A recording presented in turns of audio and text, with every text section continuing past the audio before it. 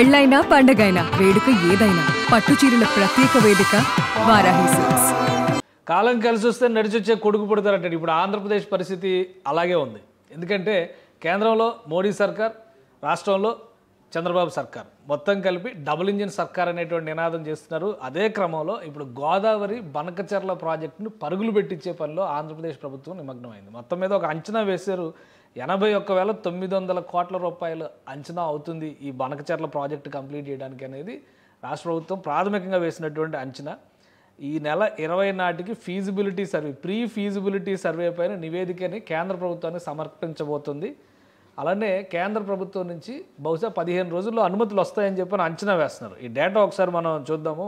ఈ నెల 20న వచ్చేటువంటి నివేదికని వెబ్సైట్లో ప్రభుత్వం అప్లోడ్ చేయబోతోంది. తొలుత ఈ ప్రీ ఫీజిబిలిటీ నివేదికను పరిశీలించి కేంద్ర జల సంఘం అనుమతులు ఇస్తుంది. దాని ఆధారంగా టెండర్లు పిలిచే అవకాశం ఉంటుంది. తర్వాత ఫుల్ డిపిఆర్ సమర్పించాలి.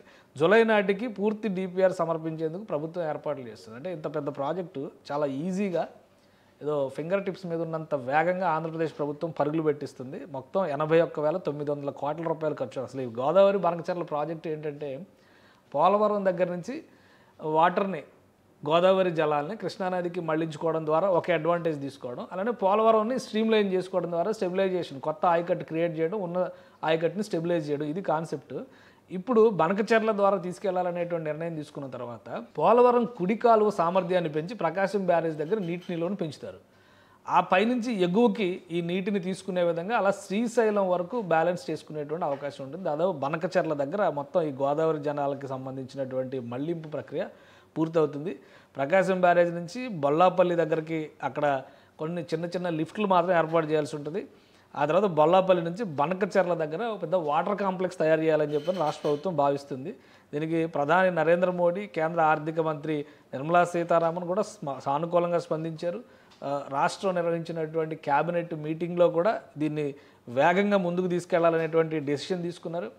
ప్రీ ఫీజిబిలిటీ సర్వే రిపోర్ట్లు వచ్చేసే లోపేనే 62,000 కోట్ల రూపాయల అంచనాలతో జూన్లోనే టెండర్లు పిలిచేందుకు కావాల్సినటువంటి కసరత్తు కూడా చేయాల్సిందిగా అధికారులకి ముఖ్యమంత్రి చంద్రబాబు నాయుడు ఆదేశించారు. అంటే ఏంటంటే ప్రభుత్వం నిర్వహించేటువంటి ఏ పనులు అయినా కానీ ప్రొసీజరల్ డిలే అనేది ఒక పెద్ద గుదిబండ. ఏ పనికైనా కానీ, ఏది కొనాలన్నా కానీ ఫస్ట్ రిక్వైర్మెంటు, అప్రూవల్, తర్వాత ఫైనలైజేషను, టెండర్స్ పిలవడం, ఈ ప్రొసీజర్స్ అంతా కూడా వెరీ కామను. ఇప్పుడు దాన్ని బ్రేక్ చేసేదానికి, అంటే ఆ టైం గ్యాప్ని తగ్గించేదానికి ఏం చేయాలనే ప్రయత్నం రాష్ట్ర ప్రభుత్వం చేస్తుంది. మొత్తం 81,900 కోట్ల రూపాయలు పాలనామోదం అడ్మినిస్ట్రేటివ్ క్లియరెన్స్ ఇచ్చినా కానీ ఇందులో జిఎస్టీ 11,000 కోట్ల రూపాయలు ఉంటుంది. భూసేకరణకి 8,000 కోట్ల రూపాయలు ఖర్చు అయ్యేటువంటి అవకాశం ఉంటుంది. కాబట్టి 62,000 కోట్ల రూపాయలు విలువైనటువంటి సివిల్ వర్క్స్, వీటికి టెండర్లు పిలిచేందుకు కావాల్సినటువంటి ప్రణాళికను ఇప్పటి నుంచే రెడీ చేయాలని చెప్పని అధికారులకు ఆదేశించారు. పూర్తి స్థాయి నివేదిక ఇచ్చినాక కేంద్ర జల సంఘం, పర్యావరణ శాఖ, అటవీ భూములు తీసుకోవడం, ఇతర పర్యావరణపరమైన అనుమతులు, వీటన్నిటిపైన ప్రభుత్వం కసరత్తు చేయాలి. అంటే ప్యారలల్గా ఒక ప్రాజెక్టు పని చేయాలంటే ప్యారలల్గా ఎన్ని స్ట్రీమ్స్లో పనిచేయాలి, ఆ స్ట్రీమ్స్ అన్నింటినీ కూడా ఒకేసారి యాక్టివేట్ చేస్తున్నారు ఏపీ సీఎం చంద్రబాబు నాయుడు గారు. సో అనుకున్నట్టుగా ఇది ముందుకు జరిగితే కనుక జూన్, జూలై నాటికి గోదావరి బనకచెర్ల ప్రాజెక్టు కూడా మొదలవుతుంది. దీనికి పెట్టుకున్నటువంటి టైం లైన్ కూడా 3 సంవత్సరాలే. అంటే పోలవరం 2027కి కంప్లీట్ అయితే 28 నాటికి బనకచెర్ల ప్రాజెక్టు కూడా కంప్లీట్ చేయగలిగితే కనుక దీనివలన అటు రాయలసీమ, ఇటు ఉత్తరాంధ్ర ప్రాంతం రెండు కూడా సస్యశ్యామలం అవుతాయని చెప్పని ఆలోచనతో రాష్ట్ర ప్రభుత్వం అడుగులు వేస్తుంది.